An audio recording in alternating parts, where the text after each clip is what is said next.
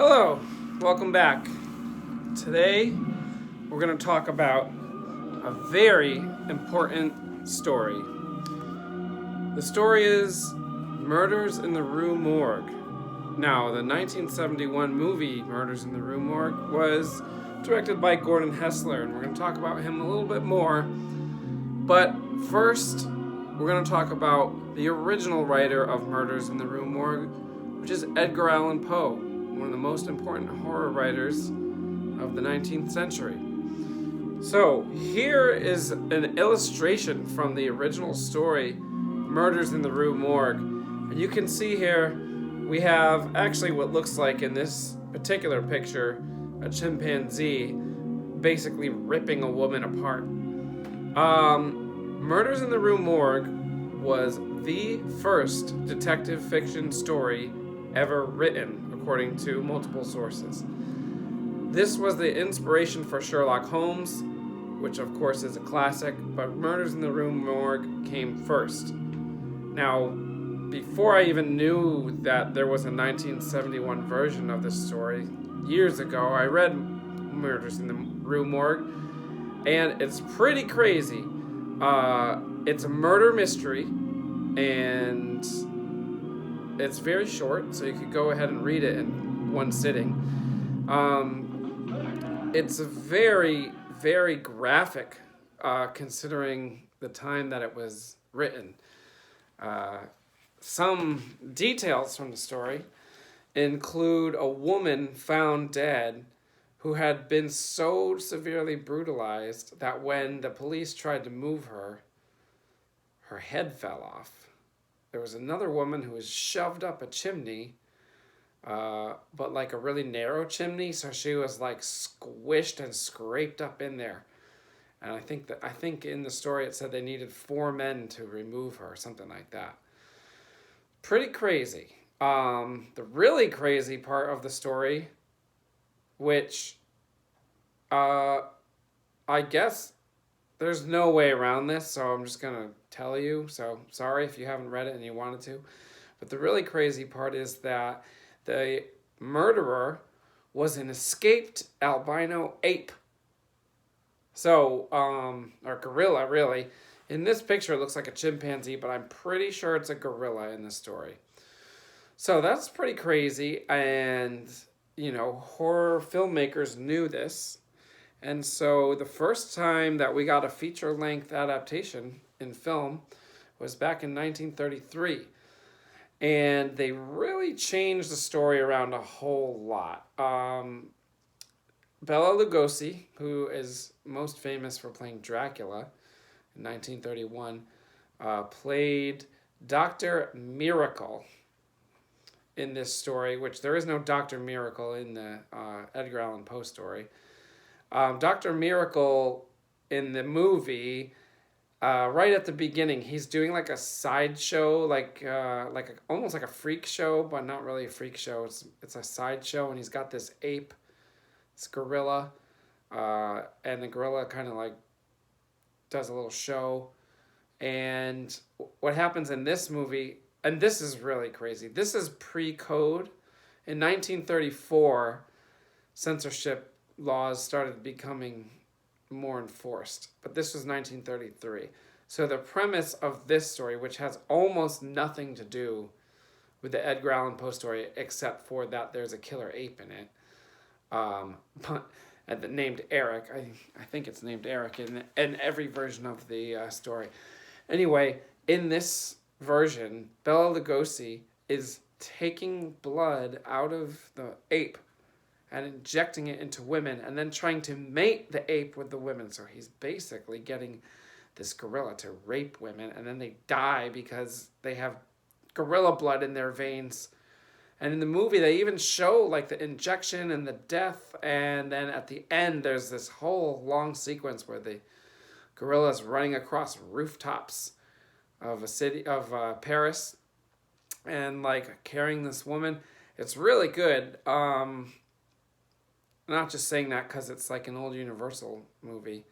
It's one of the best old Universal horror movies that I can think of. Of course, after 1934, they all got really tame. So The real good ones are like 31 to 34, like beginning at 34.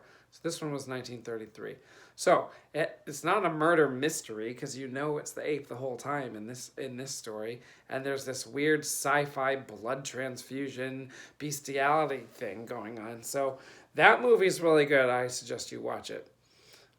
Then this movie, which seems to be almost unknown today, I've never heard of it before, but this was made in 1954. It's called Phantom of the Rue Morgue. Ironically, of the 3 films that we're going to look at here based on Murders in the Rue Morgue, this one is the closest to the original story, and yet this one changes the title. Why is it called Phantom in the Rue Morgue? I don't know. There's no phantom anywhere in the story. But anyway, this one goes back to the murder mystery aspect, but instead of waiting till the very end of the movie to let you know that it's really a gorilla that's killing people, they let you in on that about halfway through. Now, the gorilla in this movie looks amazing. I thought it was real at first until like it did certain arm movements, and then it was clear that it was someone in a gorilla costume, but it really looked good. Also in this one, the mad scientist type guy, which again was not in the book, but I guess they got that from the Lugosi version. Mad scientist type guy is played by Carl Malden, whom you may remember we talked about was one of the lead characters in Cat o' Nine Tails that Dario Argento did in 71. But this was in 54, so he's a lot younger in this one. Now, this movie, I don't know why it doesn't get talked about more, because I have read a few essays. I have a book about shocking horror films that Joe Bob Briggs wrote, and it makes a big deal out of The Curse of Frankenstein, which is a Hammer film in 1957 that brought color to horror. And, you know, there's red blood in it, and I've seen a few articles making a big deal about The Curse of Frankenstein, which it is an excellent movie, and the violence in it is definitely a level above this one, I would say. However, this movie's in color. 3 years earlier, there's red blood in it. No one ever mentions that. No one ever mentions Phantom in the Rue Morgue. I don't know why. It's really good. The ape looks great. The violence, the blood, it must have been shocking in 1954. They have the woman stuffed up the chimney, and she falls like halfway out. It looks crazy. It must have been so shocking in 1954. I don't know of any other earlier color horror films. There probably is one or two. There was, what was it called? There's this movie that some people consider horror, but it's where a mad scientist shrinks people in like Ecuador or something like that. It was called like Dr. Oh, I don't remember, but that was in color. But there's no blood or anything. Also, Mystery of the Wax Museum came out in 1953. That was in full color. Vincent Price was a crazy guy that owned a wax museum. That movie's really good, but I don't think there's any blood in it, though. You do have melting wax figures that looks pretty crazy. That was put out by Warner Brothers, and so was this one. So they were on that color horror kick in the early 50s. So this movie deserves more attention. On Letterboxd, only like 200 people have logged it. So I don't know how long Letterboxd has been around, but there's other movies like Midsommar, which has like, I don't know, 50,000 people logged, or 500,000 actually, 500,000. So there's only 200 people that logged this one, so people need to get on it. People need to rediscover this movie. It's really good. And the ape action is really good, even though it is a person. But he like rips up a mannequin that looks pretty crazy. Yeah. So anyway, that's Phantom of the Rue Morgue, 1954. Okay. There wasn't a whole lot of Edgar Allan Poe stuff going on, other than here or there, until 1960. And as I mentioned, Curse of Frankenstein came out in 57. And then Dracula, the Hammer Dracula, came out, I think, 1958. And it really kicked off this whole, like, gothic period piece color horror thing that went on for, like, all of the 60s. And so all these Hammer films were coming out in the UK, and Roger Corman was producing movies for AIP and directing movies for AIP. We talked about AIP before in various other movies. Um, Roger Corman convinced the producers, the owners of AIP, to let him do a color horror film. He chose to do Edgar Allan Poe's House of Usher. And this movie was very successful. Vincent Price played the lead. It was in color. It looks really good. And then for the next 5 years, 6 years, Vincent Price, Roger Corman, and AIP together made over half a dozen Edgar Allan Poe adaptations. They did Mask of the Red Death. They did Pit and the Pendulum. They did The Raven. They did House of Ligeia. They did, there's more. So they did a whole bunch, at least one a year for 6 years. As far as I understand, they're successful. They even did some that they pretended were Edgar Allan Poe stories, like The Haunted Palace. It's actually an H.P. Lovecraft story. And they said it was an Edgar Allan Poe story because there is an Edgar Allan Poe story called The Haunted Palace, if I have that right. But the story is actually taken from an H.P. Lovecraft story. Anyway, so they did a whole bunch of these movies, okay? Anyway, Gordon Hessler starts working for AIP. Before Gordon Hessler worked for AIP, he did this movie, The Woman Who Wouldn't Die. I couldn't find a copy of this anywhere, or couldn't find it streaming, so I'm not sure about this movie. After that, he did this, The Oblong Box. The Oblong Box, again, another Edgar Allan Poe, Vincent Price, AIP movie, although this was a few years after there was a little gap. This was 1969. Now, there is an Edgar Allan Poe story called The Oblong Box, and it's about a man who takes his dead wife on a ship, but you can't have a dead person on a ship, so he just put her in a box, like a coffin, but not really a coffin, because I guess they would have known there was a dead person if it really looked like a coffin. Anyway, he takes his dead wife in a box on a ship, and that's basically the story. It's just, I guess, supposed to be creepy because there's a dead person on the ship. Anyway, this movie has nothing to do with that at all. The only similarity is that someone gets buried. Has nothing, in a box, but it has nothing to do with that story, although they're trying to exploit Edgar Allan Poe's name. Vincent Price was in it anyway, so they just did it. This movie was okay. It's really about someone who fakes his own death, but then people think he's dead, so they bury him, but then he's alive. Meanwhile, Christopher Lee is a guy who pays people to dig up dead bodies recently buried so that he can do experiments on them. Well, they dig up this one and he's not dead. So it says here, Tale of the Living Dead and stuff like that. There's no living dead. This guy just got buried alive by accident and then saved by accident. And then he's mad about it, so he starts killing people. So that's basically what happens in this one. It was okay. After that, Gordon Hessler did Scream and Scream Again with Vincent Price and Christopher Lee and Peter Cushing. And then after that, and we talked about that in another video, so you can look that one up. Then he did Cry of the Banshee with Vincent Price. These are both AIP movies, so is The Oblong Box, so that's 3 AIP movies he did in a row. And then finally he did Murders in the Rue Morgue, which is another AIP movie. And it's kind of interesting because Gordon Hessler is British, and these movies that he did are British, even though AIP is an American company. And AIP didn't even distribute these in their home country of the United Kingdom. They were mostly distributed by Anglo EMI. EMI is a really big movie distributor in the UK. But they were distributed by AIP in the United States. Now, this movie gets a 7 out of 10. It was a high 7. I almost gave it an 8, but when it came down to it, it had to be a 7. It was good, though, and the best part of the movie is the opening sequence. So at this point, if you are interested in seeing this movie, which I would say it's worth it, You might want to turn this off now. Otherwise, if you don't care that much because it's not amazing, I will explain to you the coolest thing that happens in this movie right in the beginning here.